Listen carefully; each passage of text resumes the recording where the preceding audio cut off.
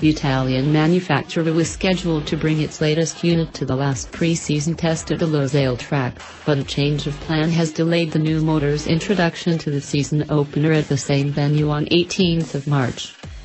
"We didn't know if we could have it for the last test, and the test bench program couldn't be tighter," an Aprilia source told motorsport.com. "It will be an optimized version of the last engine, with some internal new parts. We want to gain on power and reliability, and especially we want to help keep the performance as the kilometers go by."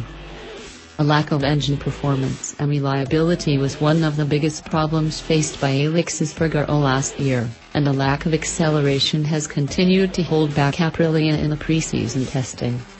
The Spaniard ended up 14th on the final day of running in Thailand last week, while new teammate Scott Redding was 18th fastest.